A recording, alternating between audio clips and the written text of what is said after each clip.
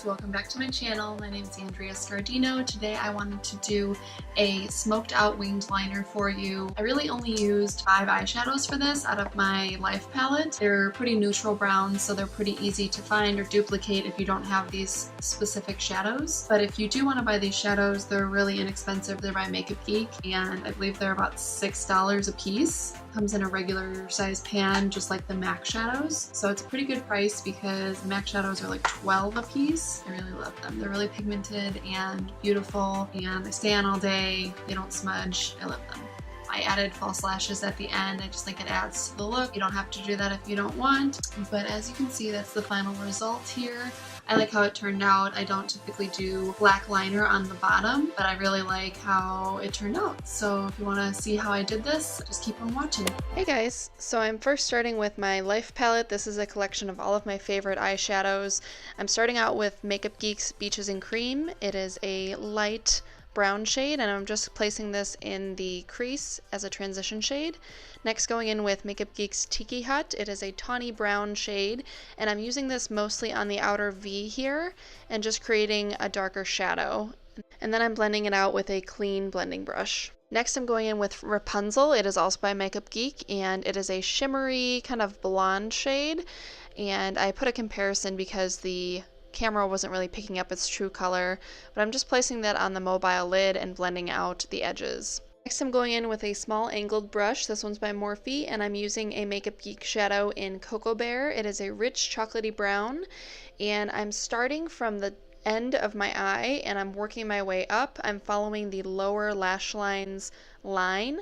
And a lot of people have different eye shapes, so whatever works best for you, whatever you think is most flattering. I may be doing a video on this soon, just kind of comparing different eye shapes and what's most flattering according to makeup artists. Of course, there's no rules in makeup, so just do whatever you like to do. I personally like to follow the lower lash line on my eye and then bring the wing in, but I don't like to make the wing too thick because when my eyes are open, my hooded lids will droop over and kind of hide the wing, if that makes any sense. So I do like to keep my wings kind of thin, but I do like to follow the lower lash line when first creating that initial line there.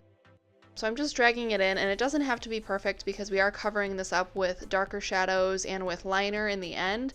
This is more just to lay out where your wings are going to be so that they're both even on either side, and I recommend going back and forth and looking at where the wing is on the other side, making sure that they're symmetrical. Again, they don't have to be perfect, but as long as it's not completely wonky and one's going up and one's going down, that's kind of the idea.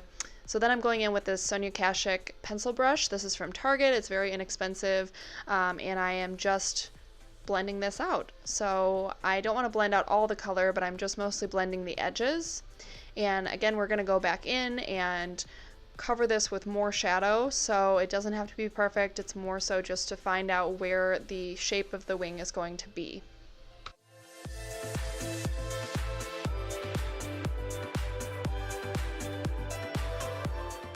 And just as I said, we're going back in with that same shade and we're just re-intensifying that color that we blended out, but we are going to go back in and blend it out again. So it's a lot of back and forth, but it's going to give you a really seamless, blended, kind of smoked out look that we're going for, or at least that I'm going for in this video. Next, I'm going in with a small angle brush. It's an E65 by Sigma. It's slightly smaller than the Morphe one that I was using. And I want to go in with this dark chocolatey brown in Fudge. This is by Anastasia Beverly Hills. These do retail for, I believe, $12, so they are a little bit more expensive, but they're highly, highly pigmented, and they do blend out very beautifully. So I wanted to go in with this shade. It was perfect for the look that I was going for here. So I'm just going over that same line that we created and just following the wing. And I'm just taking this color about 2/3 of the way down my lid, so I don't want to bring it all the way to the inner corner.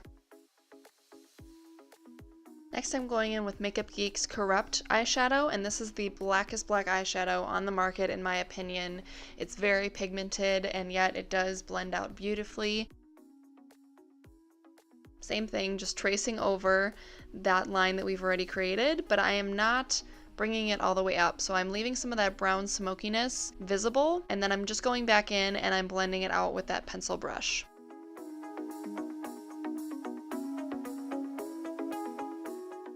Next, I'm going in with this liquid eyeliner. This is by Physicians Formula, and it has a brush tip. And I'm just painting a very thin line along the lash line and in between the lashes. I don't want to create a wing to cover up the shadows that we laid down, so I'm just keeping it as low as possible and creating a very thin line. We're going to go back in and redefine that on the bottom lash line and pull the color upwards. And then I pull the color back in so that it creates that wing shape. Next, we're going on with Anastasia Beverly Hills Fudge Shadow again, and I am running this along the lower lash line with a flat shader brush. I'm keeping this pretty close to my lash line, and this time around I am following my lash line and bringing it all the way in to the inner corner.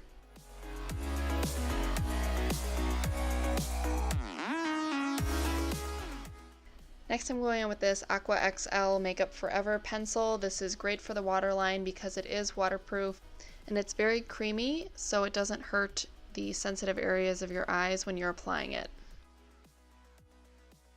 And now for the toughest part of this whole tutorial, I am placing this black liner along my upper waterline, or this is also called the tight line. This is really uncomfortable. It gets some getting used to, but I believe in you. And then you can go in on the lower lash line and blend all of that out with that pencil brush. And then I'm just taking more of that corrupt black shadow and I am placing it on the outer edge just to smoke that out even more and kind of redefining the upper lash line as well so that it looks as smoky as I want it to be. Then I'm going in with my lash curler and I am curling my lashes and applying my L'Oreal Voluminous mascara to the upper lashes, and I will be going in with the MAC Extended Play on the bottom lashes.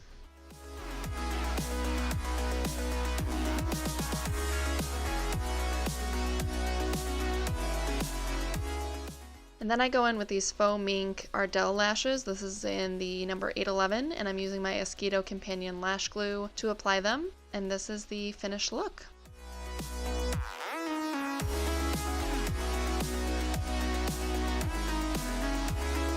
Thanks so much for watching. If you'd like, subscribe to my channel, like this video, share it if you really liked it, and look out for the next video. It should be coming soon. Thanks so much for watching.